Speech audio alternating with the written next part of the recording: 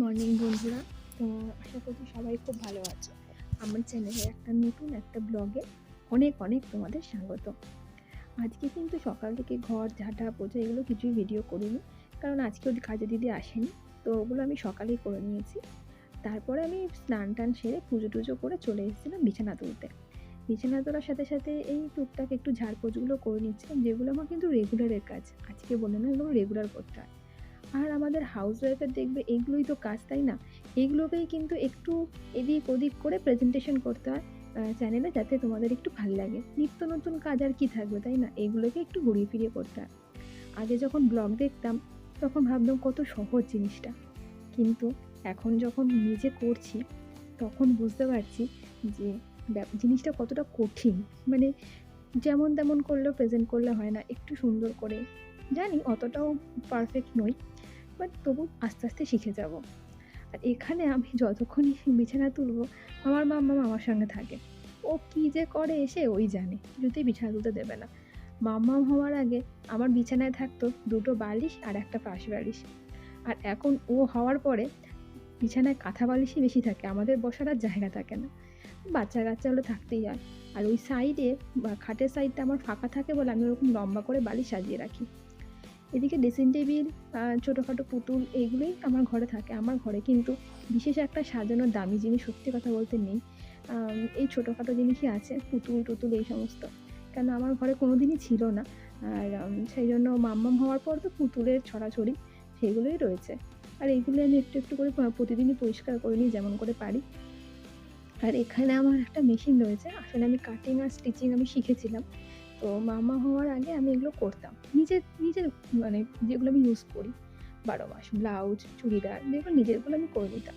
কিন্তু তারপরে মামা হওয়ার পরে আর কি ভাবি যে ও যদি ওখানে হাত-টাত দিয়ে দেয়, তাই জন্য আর এখন বন্ধ হয়ে গেছে। তো চলো তোমাদের সাথে গল্প করতে করতে সব হয়ে গেল।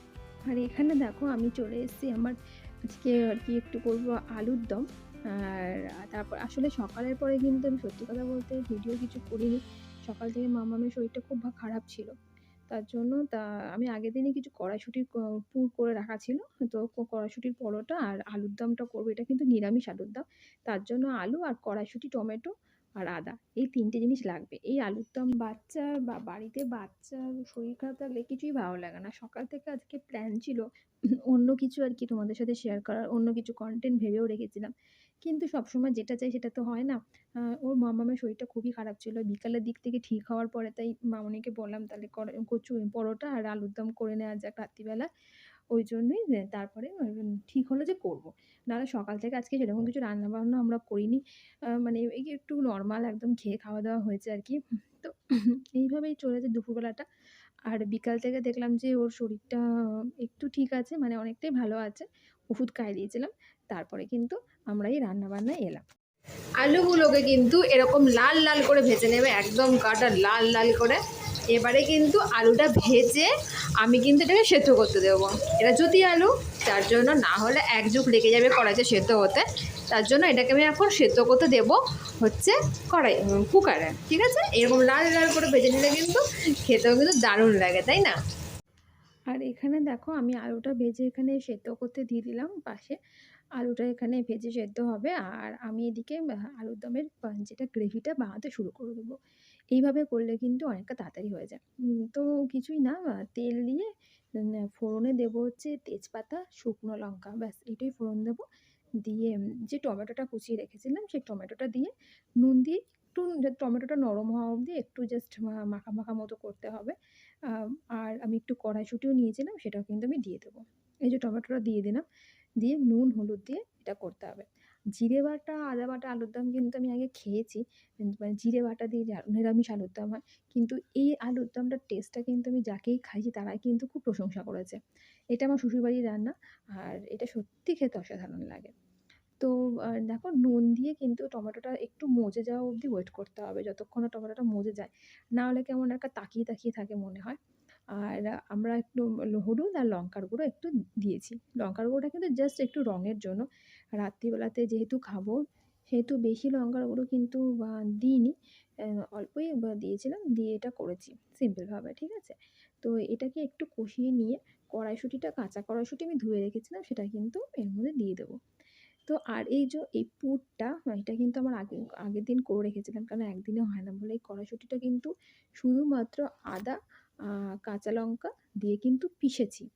পিষে কড়াইতে জাস্ট আদা, সর্ষের তেল দিয়ে আর নুন আর গোলমরিচ দিয়ে কিন্তু একদম নেড়ে, নেড়ে শুকনো, শুকনো করে কিন্তু করেছি। আর তো কিন্তু কিছু দেয়া নেই। কোনো মিষ্টি-টিষ্টি, জিরে-টিরে কিচ্ছু না। সিম্পলভাবে এইভাবে করলে কিন্তু খুব খেতে ভাল লাগে। আর এখানে যে আমি আদাটা গ্রেট করে নিচ্ছি, এই আদাটা কিন্তু আমি আলুর দমে দেবো। হুম? আলুর দমে দেবো কিন্তু হ্যাঁ, কষানোর সময় অবশ্যই না। সেটা কিন্তু দিতে হবে হচ্ছে নামানোর আগে। তো এই হচ্ছে ব্যাপার দেখবে শীতকালে কিন্তু কড়াইশুঁটির কচুরি, কড়াইশুঁটির পরোটা মানে ওয়াও! যেকোনো জিনিসই খেতে একটু ভাল লাগে। গরমকালে কিন্তু এগুলো কিছুই ভাল লাগে না। আর এই যে আমার আলুর দমটা আলুটা ঢেলে আমি নেড়ে চেড়ে এই যে আদাটা দিয়ে দিলাম লাস্টে। এই হচ্ছে ব্যাপার। তো খুব সিম্পল, তাই না? কোনো ঝামেলা ঝঞ্ঝাট কিন্তু বেশি নেই। তো আমার আলুর দম রেডি, একদম গড়গড়ে লাল, লাল আলুর দম। দেখতে কিন্তু খুব ভাল লাগছিল আর খেতে কিন্তু তেমনই টেস্ট হয়েছিল। মানে নিরামিষ যেটা হয় আরকি। আর হ্যাঁ, নামানোর আগে কিন্তু অবশ্যই হিং আর একটুখানি গরম মসলা। যেটা হয়তো আমি ভিডিওতে করিনি। কিন্তু আমি যখন আমি ভয়েস দিচ্ছিলাম তখন ভাবলাম বলে দিই। হিং আর গরম মসলা দিয়ে কিন্তু নামিয়ে দেব। তো আমার ওদিকে ওই কাজটা হয়ে গেছে বলে আমি এদিকে আমার কড়াই-টড়াই মেজে রেডি করে নিচ্ছিলাম যে ওখানে কড়াইশুঁটির আর পরোটাটা হবে। আর দেখো আমার কন্যার দিকে ও ওখানে চলে এসছে আর এখানে মামুনি ওকে নিতে এসেছিল যে, "চল তুই কেন এরকম বিরক্ত করছিস এখানে?" ওর ওই যেখানেই আমি কাজ করব সেখানেই ও চলে এসে এরকম ঝামেলা পাকাবে। তো কি করা যাবে? এইভাবে নিয়েই করতে হবে, তাই না? এইভাবেই ভিডিও করি, এইভাবেই রান্না করি। যত যা হয় আর কি, এই হচ্ছে ব্যাপার। তো দেখো এখানে কিন্তু আমার কড়াইশুঁটিটা এবার আমি মামুনি ভাজছিল, আমি জাস্ট বেলে দিচ্ছিলাম। কড়াইশুঁটিটা কিন্তু এরকমভাবে পরোটা স্টাইলে বেলে নিচ্ছিলাম। অ্যাকচুয়ালি এইভাবে কিন্তু তোমরা কচুরিও করতে পারো। ডিপ ফ্রাই হবে। কিন্তু আমরা কেউ ডিপ ফ্রাইটা রাত্রিবেলা খাবো না বলে পরোটা যেরকম হয় পুরটা শুধু জাস্ট ময়দার মধ্যে ভরে পরোটার মতো করে জাস্ট করতে হবে। আর কিছুই না। ঠিক আছে? কান কান মুলবো, টুপিটা খোলো, টুপিটা খোলো, কান মুলবো। কান মুলছো? দাও আমি তোমার কানটা মুলে দেবো। না, হ্যাঁ হ্যাঁ দাও, না, দাও দাও দাও।